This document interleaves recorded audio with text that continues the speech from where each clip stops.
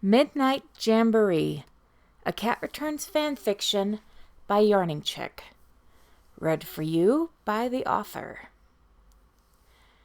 "Would you like to dance?" Jonouchi asked out of the blue. Haru's head snapped up in surprise, since she'd only been asked that question once before in her entire life. "Really?" He gave her a cocky grin while holding out his hand. "Sure, just for fun." Haru offered a smile in return while placing her hand in his and standing up from the bench that had been scooted against a wall. "We both know Mai's just teasing you again." The tall blonde seemed relieved at her easy response and led her out to where most of the townspeople were twirling around in time to the lively jig provided by the town's musicians.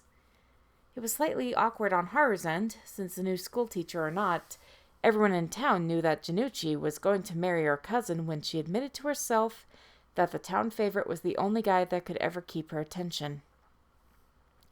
But Haru still thought that flirting with the foreign schoolteacher was a step too far, even if he was surprisingly an even better dancer than the vocal instructor. Jonouchi started the dance fairly low-key, since Haru didn't have a lot of practice dancing, and he didn't want to run the same fate as her previous partner years before. Haru paid more attention to where she was putting her feet this time, trying to match his beat and let herself enjoy the novelty of being in someone's arms. Then he threw her beat off by sidestepping too much to the left. "Jonouchi?"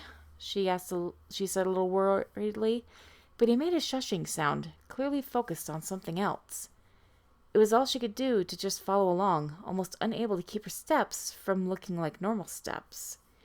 Then he unexpectedly twirled her around, a flurry of confusion as she felt a taller girl's back against her own for a brief instant. Next thing Haru knew, she was the one in the schoolteacher's arms. It was then that the poor girl understood why the town's favorite had really asked her to dance. "Oh, hi, Miss Haru," the tall, lanky man greeted her with surprise, trying to keep the disappointment out of his voice, although his feet never stopped moving. They did slow down to accommodate Haru's lack of experience, but it was as if his large feet were possessed. "Hello, Mr. Rogers," she answered, trying to keep the disappointment out of her own voice as she tried to keep up with her new partner, in spite of how much he was holding back for her. Am I really only worth being a pawn? This was too far. Everyone in town was here, and if they hadn't seen her get passed along like an unwanted food bowl, they would surely hear about it before the night was over. It didn't help that she knew a majority of them were rooting for her to end up with a newcomer, just to clear the path for Mai and Jonouchi, since they really did make a handsome couple. The poor brunette had never appreciated being treated like an unwanted spare, but it was especially hard to take in matters of courtship. "Just finish the dance, Haru. Finish the song, go sit again, and let this drama play out from the sidelines." Haru used all her willpower to keep her head up and try to match his beat, but he was already doing something different she had no experience with. He was twirling both of them around, but Haru's eyes were locked on their feet so she wouldn't step on the long shovels that served the schoolteacher for shoes. Mr. Rogers made a strange under-sweeping bow, taking Haru for the ride. When they came up again, she was bunched tightly against Mai's side for only a second before Mr. Rogers whisked the taller blonde girl away, leaving her once again in Jonouchi's arms, now looking furious to be dancing with her. Both of the men had traded her out like an old shoe. Neither of them thought she was worth a whole song. Enough was enough. "Thanks for the dance," Haru smiled through clenched teeth, taking a step backward and accidentally colliding with Kikyou, who was dancing with her husband around her baby bump. "Sorry," she apologized without looking behind her as she started walking back to her seat. "Wait, Haru!" Jonouchi tried to follow her, but he stopped cold when the poor girl wheeled around to give him a glare that almost flamed. "Drag me into your drama again and kiss your unbroken leg goodbye," she snarled in a low tone that she hoped the music was drowning out. But Jonouchi got the message, at least. He even looked like he realized just how cruel his actions were to a girl he really only knew by sight. Such was no longer Haru's concern. She returned to her seat on the bench, which was still warm from a lack of willing dance partners. That's the problem with living in a small town, she concluded after sitting and smoothing out her generous red skirt. It gets a little too obvious when someone doesn't have a sweetheart. It shouldn't be that hard. The human race would have died out almost immediately if it was this hard on everybody. She felt a sudden weight on her knee, making her look down without much surprise. The school teacher's Great Dane had always seemed to enjoy her company more than his master. He had his big head on her leg, looking up at her with his black liquid eyes as he whimpered for attention. She scratched his ears without any real enthusiasm, wishing that her father would let her bring a book or some knitting to parties like this, since the only company she could ever attract usually had 4 legs instead of 2. Having been informed after the last dance, the school teacher kept a firm grip on his large dog's collar, looking like he needed one himself as he openly salivated at the tables groaning with food. Haru went out of her way to grab an extra amount for when the dog inevitably came whining at her later, and sat back in her usual seat with a nice tall mug of tea. At least Mai's cooks were skilled. It helped take the edge off of being forced to come to a party where she never felt that wanted anyway. "Are these seats taken?" Tsuge asked as he and his wife came with their own plates. "By you, I believe," Haru answered politely, still staring off into space as she waited for everyone else to finish grabbing food. Only after everybody got their loaded plates were the school teacher and his dog allowed to polish off the rest of the dinner table like it was their personal plate, barely remembering to even use the oversized serving utensils. It was not a small amount of food.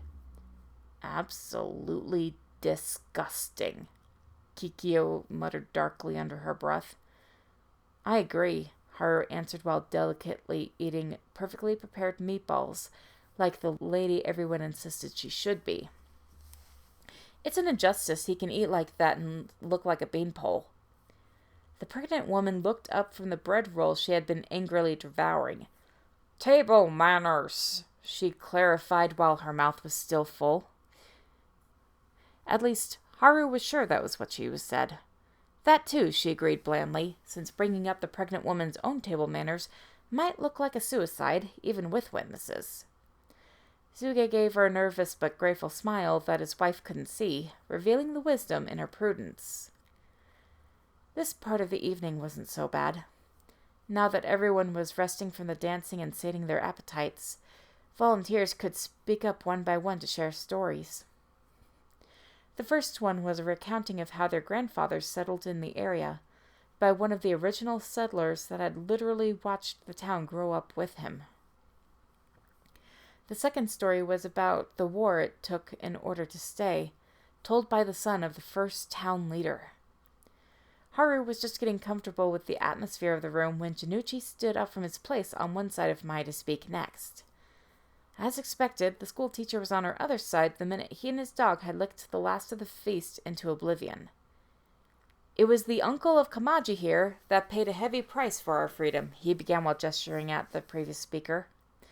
Haru's mood, which had slowly been recovering from the embarrassment of the dance floor, immediately turned even darker than when she realized what her dance partner's plan had been. A scout of the retreating army, enraged that he and his comrades had failed in their goal of reclaiming the land, swung his sharp sword as fast as he could at his enemies, cutting clean through the neck of Fujio Palm, the finest horseman that ever galloped over our fair hills. Haru didn't realize that her bread roll was taking on the unfortunate appearance of an old sock in her suddenly irritated grip. Jonouchi glanced at her, just now remembering how much the girl despised this story. He hesitated for a second, wondering if it was really wise for him to go on. "Oh, finish the story," Mai urged while barely sparing a glance at her cousin. "Anyone that doesn't want to hear it is more than welcome to leave the party a little early." If Haru had come by herself, or at least could delude herself that her father wouldn't punish her for walking home alone, the brunette would have been overjoyed to do exactly that. Her father didn't come because of a leg injury from the fields, and her sister-in-law was too far along in her own pregnancy for her husband to have considered leaving her behind or allowing her to stay up so late. Unfortunately, Haru wasn't cruel enough to ruin her stable hand's night with his girl, especially since it was hard to get enough time to see her during the harvest season. The dark-haired youth gave her a glance from the other side of the room, both knowing why the story upset her and grateful that she wasn't demanding to be taken home immediately. She bit into her crushed roll with a silent wish that it was her cousin's perfect face that she was tearing with her teeth. Mai gave a smug little smile like she could hear the silent wish. Jonouchi still didn't seem comfortable with offending Haru twice in the same night, but at the bidding of his childhood sweetheart, he did continue. Where the brave man was buried, no man alive knows for sure, though his treasured mount is rumored to be buried with him, dead of a broken heart for his beloved master. But death does not come easily to a man renowned for such bravery on the field of battle. For his spirit still wanders these very hills, and on full moon nights, one can see him riding his great black horse through the woods he patrolled for his family and friends. The blond man temporarily forgot about upsetting Haru enough to fix the petrified schoolteacher with a positively evil grin. Sometimes you can even see his head in one hand, as if he were eager to trade it for a fresher one as soon as he can find one to his liking. He gave a cocky little shake of his own head to send his medium blonde hair swaying a little and falling over his brown eyes. One night, he even made a try for mine. "Zoinks!" the schoolteacher yelped as his large dog hopped onto his lap and began whimpering fearfully. He held onto his dog just as deeply as it clung to him.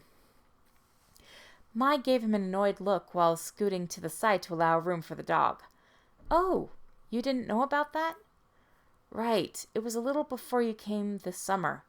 Go on, Jonouchi. Tell him what happened," she urged, her purple irises twinkling with amusement at her suitor's distress.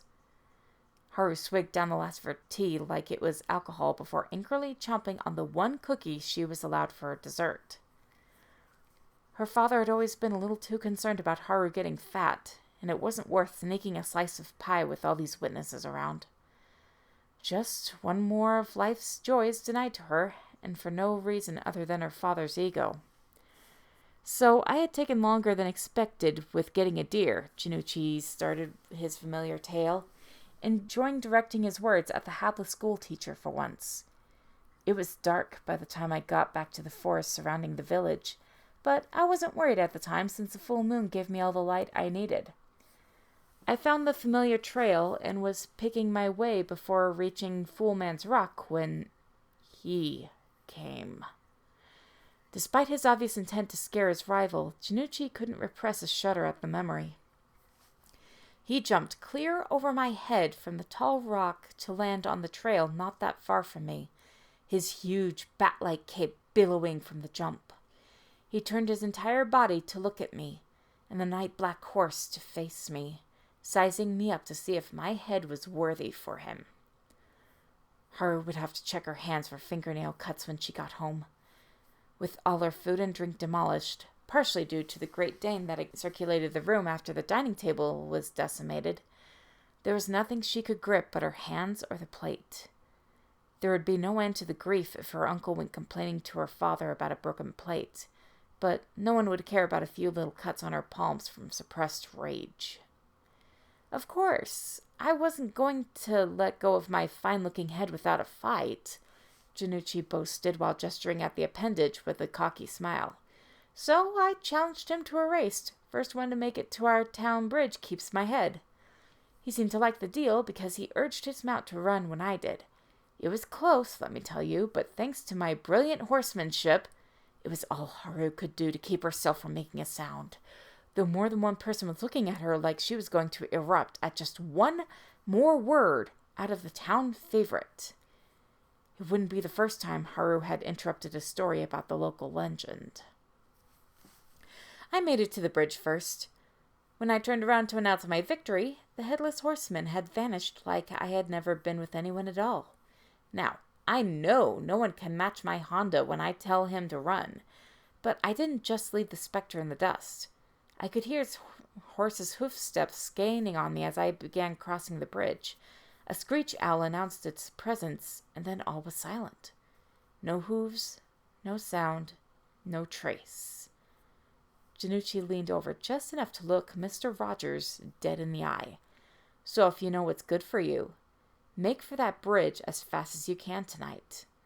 Because there's something about it the Headless Horseman can't bear to cross.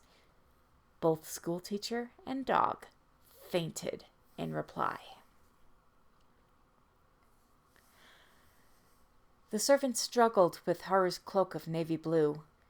"Why is your cloak so heavy?" she complained, still looking a bit impressed when the slim girl grabbed it with one hand and casually threw it over her shoulders before tying the sturdy coat over her throat. "I get cold easily," she answered shortly, relieved that the night was finally over. She wasted no time nodding at her uncle as he bid each guest goodbye. "Thank you for not polluting the night with your opinion." Her uncle sneered at her with his usual amount of special courtesy to her. Haru pulled up the hood of her cloak.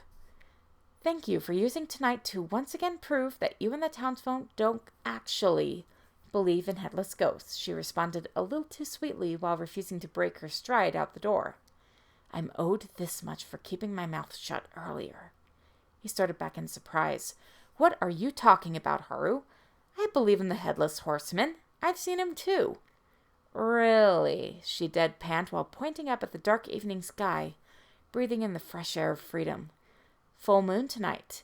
It's All Hallows Eve, the night for the likes of ghouls and ghosts. And you didn't think to schedule your party when your guests could go home before the dark instead of close to the witching hour?" Kikyou gasped in fright as her husband tried too late to cover her ears. My, what a selection of heads you've provided for him. If he were real and wanted a new head, that is, Haru added, just to twist the knife in her uncle. "Let's go home." Another villager almost bleated in terror, prompting the others to flood out the door as quickly as possible. Though surprised that they were taking her word for once, Haru quickly stepped to the side to watch in silent amusement as the startled horses neighed and strained against ropes that were quickly untied from fence posts. Others who had walked were nearly running for their own homes. The only reason that it would be such a walk is because of how much land her uncle owned. "Now you've gone and done it," he snapped angrily as the last of the panicked villagers fled out of his home. "You've ruined my party." "You're welcome for not saying that hours ago," Haru replied coolly as she began carefully picking her way to where the little wagon was waiting for her. "That would have really killed your party instead of waiting until people were already heading home." "I will be speaking to your father about this, young lady," he yelled at her, partially stepping out of the house to make sure she could still hear him. "The next time I host a party, don't expect an invitation." That improved her mood a bit. "Can I get that in writing?" she asked eagerly, turning around so that he could get a rare glimpse of her smiling at him. His face was turning a darker red than her dress. Turning on his heel, the blocky man stomped into his house and slammed the door. That suited Haru just fine. Even before the sightings began, she had never gotten along with her uncle. Or cousin. Haru sighed as she rubbed her hands against Kuro's velvety nose. "I hope you had a better night than me." The large brown horse pressed his nose against her in return, his own black eyes melting with nothing less than love for her. She rubbed her forehead against his, wishing it could be just this easy to bond with humans. Mutual love and respect. What was so unreasonable about that? Haru? Jonouchi asked from behind her. The small smile that was threatening to form on her lips immediately evaporated. "Thanks again for the dance," she informed him in a voice of ice without turning to look at him. "I'm never going to forget it, no matter how I try." "Haru, I'm sorry," he tried again while walking around her and the horse to speak face to face. "I was angry at seeing my dance with that scarecrow. He was hogging every song, and I wanted one," Haru informed him without changing her tone, still rubbing her face against Kuro's. Girls like Mai will always have someone to dance with her. I would be thrilled for one song with even a friend, but you've made it clear that you are no friend of mine. I should save all attempts at future dances for someone who doesn't need explanations on how feelings work." She could almost hear him flinch. She nuzzled the brown horse one more time before turning to the village favorite with a darker glare than before. It was enough to even make him back away nervously. "If you want me to believe you're sorry, march yourself back into her home this minute and have a long talk with Mai about what it is she actually wants out of you and possibly Mr. Rogers. Because her games are getting out of hand, and I'm not interested in being part of the damages." They both looked up when Machida finished placing something in the back of the wagon. "Let's head home, Haru," he begged with a nervous smile as he almost frantically untied the lead holding Kuro in place. Haru hiked up her red skirt enough to get into the wagon seat. "I mean it," she snarled at Jonouchi as her stable hand nearly jumped into the seat with her. He flinched again from her tone, but managed to nod and turning to go back inside as Machida flicked the reins almost desperately. Haru sighed heavily as the wagon began bouncing on the dirt road a good deal quicker than really warranted. But she did little more about it than taking a firm grip on her wooden seat, since her thoughts were chaotic enough. "Machida, am I really repulsive enough to earn what happened?" she asked miserably. "No," he answered without thinking, intent on leaving her uncle's lands as soon as possible. "I'd have interfered, but Hiromi promised to never talk to me again if I left her on the dance floor." "That's fair," Haru sighed, glad that her little comment wouldn't affect Hiromi that much. She was Mai's maid and lived in the servants' quarters at her uncle's farm. If it weren't for those two facts, there might have been a chance for a friendship. But Haru knew Mai well enough not to bother trying her luck with Hiromi. For all she knew, Mai was already encouraging Hiromi to convince Machida to spill some secrets to embarrass her cousin if she was bored enough. But Haru wasn't worried about that. It would have been obvious by now if Machida had betrayed her, and it was in his own best interests to keep her secrets. She had made sure of that long ago. "Start rubbing your cape," Machida whispered low enough not to be heard over the sound of the turning wheels. That made her snap out of her self-pity as he turned off the well-traveled road between her father's farm and the rest of the little town into a side road leading into the woods. "Now? You can't be serious," she hissed under her breath. "Just start rubbing your cape," he begged her, turning enough so that she could see the panic in his eyes as he reined in Kuro behind a large bush that blocked them from the view of the road or her uncle's estate. Haru had thought until that point that he had been faking his worry so that no one would think of him specifically, but there was no point to holding onto that facade when it was just her. She obediently untied the cloak from her shoulders and placed her hand on a seemingly innocent seam. One firm rub revealed 6 tiny hooken eyes falling away from each other without a whisper. "What's going on?" Haru asked as her experienced hands repeated the gesture down the fake seam. Machida was already unhooking Kuro from the wagon. "I overheard Mai and Shaggy talking about you." Her heart froze. She looked up at him in the soft moonlight and tried to brace herself for why that was bad news. "He tried to propose. Mai turned him down," Machida explained while sparing an affectionate rub at Kuro's dark mane. "There was a bit of arguing, but by the time I slipped away, she about had him convinced to go talk to your father in the morning." Her stomach could have fallen out in that moment. Without her consent, she could see her life pass before her eyes, but not the part she had already lived. Her father would agree to the match. Mr. Rogers was easily the most unusual man the county had ever seen, but he was well liked and respected for his intellectual gifts and his sense of humor, and his dog was universally adored by the children. Her father was getting worried enough about Haru's age that he'd consent to the first man that asked. Mr. Rogers would undoubtedly come live on her father's farm with her. It had been long suspected by everyone that the school teacher was more interested in a permanent home and a well-stocked kitchen than in actually having a wife. He and his dog would eat through her dowry in less than a week. She would be condemned to live the rest of her life under her father's thumb, and then her brothers and sister-in-laws when he inherited everything. The fact that Mai was an only child that would inherit the largest farm in the county, while Haru would only receiving a dowry from the second biggest farm, had probably been a factor of why the local boys had been drooling over only her cousin since the girl's childhood.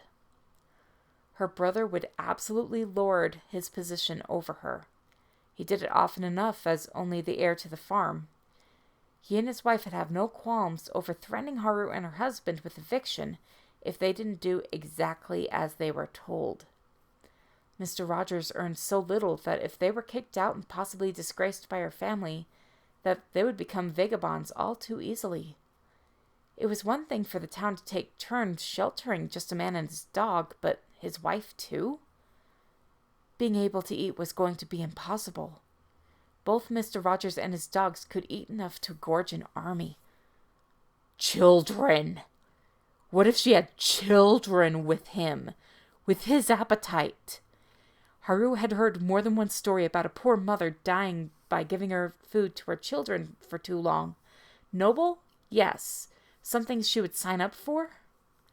He was a light sleeper and a coward. Not only would she never know peace with him and even be forced to give up her cat to accommodate his dog, she would have to live the rest of her life knowing that her husband hadn't ever really wanted her in the first place. Haru increased the speed of her rubbing on until her cloak puddled over her lap and twice the size it had been before. She then stood up from her place on the wagon with the cloak in one hand. This is no good, she fretted while looking down at her red dress. Machida pulled off both his brown shirt and cloak, handing them to her while using a bit of extra rope on the loose straw he hadn't had the time to dispose of before the party, thanks to some extra chores. Haru pulled that shirt on thankfully, and buttoned it as high as she could manage, and folded the collar inward to cover as much of her dress and skin as possible, before tying the cloak over the front of her like an apron, since it wasn't big enough to cover all of her skirt. She then made the short jump onto Kuro's bare back, who nearly began prancing with delight as his breathing increased. By day, a mute horse was merely an unimportant piece of scenery. But at night, his inability to neigh or even make a sound other than breathing and hoofsteps made him a creature of supernatural origin. You can still see the red, Haru fretted as she pulled the hood back over her head and opened the drawstring enough to let the fabric billow out like a frog's throat. Knowing Shaggy, it won't matter, Machida assured, while handing 2 small bales of hay up to her. Grimacing against the texture, since she had 2 small pillows back in her room for this purpose, Haru carefully placed one on either side of her head and tightened both the drawstring and the cord that had come loose with the extra fabric to hold everything in place. Haru grabbed at the small handkerchief that had also been hiding in the extra material and drew it over the lower part of her face to hook it into one of the vacated eye slots. The embroidery now lying over her nose would help with the illusion that anyone that looked at her would see buttons on the chest instead of eyes, since she really did need to see where she was going.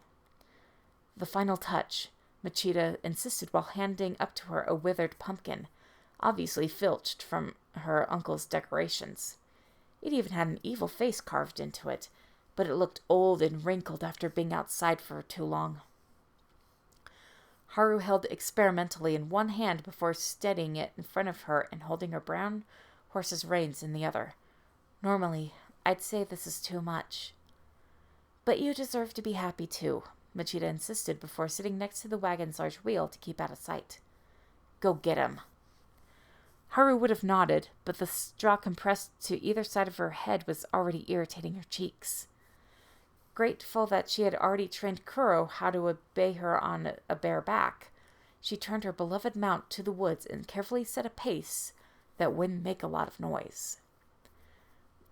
At the speed which Machida had left her uncle's farm, She shouldn't have too much trouble intercepting her prey. She reached a favorite place of concealment on his favorite path to the schoolhouse and urged Kuro to kneel so that the man would have as little warning as possible. Haru felt like a jerk as she lay in wait. This was the first time she had ever actually tried to ambush anyone. Normally what happened is that she was seen or stumbled across someone by accident. Her lips curled into a snarl of contempt as she thought about Jonouchi's story. From where she had seen it, Haru had been just as startled to see him as the other way around. She also couldn't seem to remember any bets or challenges made for his head, but she did remember him turning Honda to the churchyard trail and retreating as quickly as he could coax out of his mount, with his own prey flopping behind him against the back of the saddle. She had been in a bad mood that night as well. She knew she shouldn't have pursued him to the bridge, but it was a little funny to see the man without fear running from her like she was the angel of death, and one of her lesser tricks had taken her from his sight at just the right time to make it look and sound like she had vanished into thin air. Mai's games had gone on too far? What about this charade Haru's been doing for years? This is different, she mentally scolded herself. Mai intentionally uses people as toys because she gets bored easily. I do this to keep from killing anyone, including myself. Especially herself. But tonight was something she doubted she was going to take pleasure in, even if it was probably her last chance to ride before the winter storms came. Gold digger or not, she knew the schoolmaster wasn't a bad man, and she wouldn't definitely miss his dog. She would not, however, miss the task of trying to keep the two fed when they would spend their customary week at her father's farm, while her father tried to arrange for the two to become better acquainted. Nervous, light steps were beginning to be heard on the path, as well as a familiar high-pitched laugh that almost sounded like a cry. Absolutely ridiculous, right, old pal, old buddy? I mean, we go through these woods all the time and never see ghosts. Haru felt even more like a jerk than before as Mr. Rogers and his dog slowly came into view, both visibly jumping every time an owl hooted or a frog croaked in the night. It was clear that Jonouchi had done half of the work for her with that badly jarred story. At least he had done some good this night for her. Haru patiently waited for her prey to pass and for him to reach a certain spot on the path before patting Kuro's neck to slowly get to his feet. As she calculated, their combined shadow fell over both dog and master in an ominous way that the full moon was more than happy to assist in. The two stopped dead in their tracks for a solid minute before Mr. Rogers was able to force himself to turn enough to look at her in sync with his Great Dane.